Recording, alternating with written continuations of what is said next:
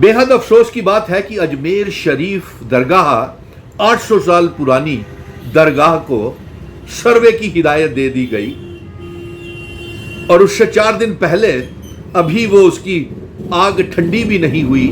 वो मस्जिद संबल की मस्जिद में उत्तर प्रदेश में जो तनाव फैला हुआ है, जहां पे हमारे 5 बेकसूर बेगुनाह गरीब मासूम जाने चली गई और अब नया विवाद खड़ा कर दिया गया अजमेर शरीफ का 800 साल पुरानी दरगाह का।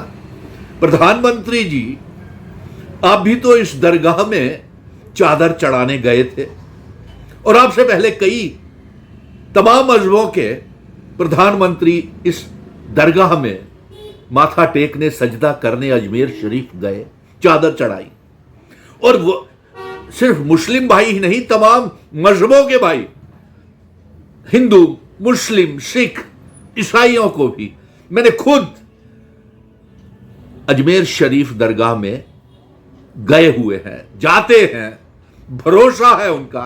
लेकिन आज ये कौन सी साजिश की जा रही है कि पहले संबल का विवाद खड़ा कर दिया मस्जिद का, वो भी ठंडा नहीं हुआ, अब अजमेर शरीफ का विवाद खड़ा कर दिया। आखिर प्रधानमंत्री जी 1947 में एक कानून नाफिज हुआ था, जब देश का बंटवारा हुआ था, जो लोग उस तरफ जाना चाहते थे सरहद के, वो उधर चले गए। जो भारत में, हिंदुस्तान में रहना चाहते थे वो यहाँ रहे, चाहे वो हिंदू थे, मुस्लिम थे, सिख थे, ईसाई थे, तमाम मजहबों के लोग अपनी मर्जी से भारत हिंदुस्तान में रहे। और उस समय ये कानून आइन में, कॉन्स्टिट्यूशन ऑफ इंडिया में ये दर्ज हुआ कि जितनी भी मंदिर, मस्जिद, गुरुद्वारे, चर्चेज जिस ढांचे में हैं, मंदिर मस्जिदें, वो उसी ढांचे के तहत रहेगी और उससे छेड़खानी नहीं की जाएगी।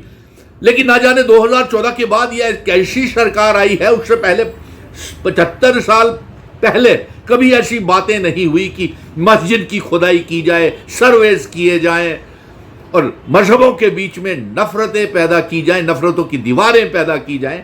ऐसा कभी नहीं था। फिर बताइए, जब यह कानून की धज्जियां क्यों उड़ रही हैं, हमारे इंडियन कॉन्स्टिट्यूशन की धज्जियां क्यों उड़ाई जा रही हैं, और क्यों एक कोर्ट ने हिदायत जारी कर दी कि अजमेर शरीफ को, मैं सुप्रीम कोर्ट से गुजारिश करूंगा कि जिस कोर्ट ने यह हिदायत जारी की है कि अजमेर शरीफ को सर्वे किया जाए, उसे जल्द से जल्द रोका जाना चाहिए। और अफसोस इस बात का है कि प्रधानमंत्री जी, आप क्यों खामोश हैं? ना आपका कोई बयान संबल की मस्जिद में आया, ना आपका बयान कोई अजमेर शरीफ के ऊपर आया, ना बांग्लादेश में जो हो रहा है उसके ऊपर भी नहीं आया, गौतम अडानी के ऊपर भी नहीं आया। अरे जम्मू कश्मीर में भाईचारे का भाईचारा है। यहां हमारे मुस्लिम भाई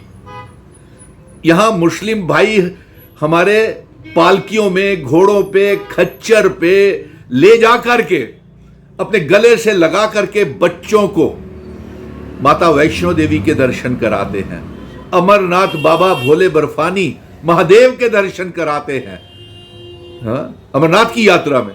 आप ये कैसी नफरतें पैदा कर रहे हैं? कैसी नफरतें पैदा करके क्या आप भारत का, हिंदुस्तान का बंटवारा कराना चाहते हैं, या फिर कोई साजिश है जो अपनी नाकामयाबियों को छुपाना चाहते हैं?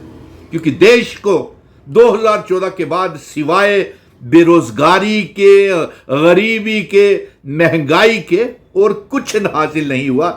तो लोगों को, देश के लोगों को मजहबी राजनीति में डाल दो, उनका बंटवारा कर दो, इसलिए आप ये कर रहे हैं। और अफसोस की बात यह है, मैं सुप्रीम कोर्ट से फिर से गुजारिश करूंगा कि इसका असर हमारे जम्मू कश्मीर पे भी हो सकता है, पूरे देश को कमज़ोर हो सकता है, और एक ऐसे माहौल ना क्रिएट किया जाए, पैदा ना किया जाए, जिससे ऐसे हालात हों और मजबूरन अगर इसको रोका नहीं गया, इस सर्वे को रोका नहीं गया अजमेर शरीफ के, तो भाईचारे को कायम रखने के लिए मैं भूख हड़ताल के ऊपर भी बैठूंगा, क्योंकि हम हिंदुस्तान को मजबूत भारत बनाना चाहते हैं, मजबूत हिंदुस्तान बनाना चाहते हैं।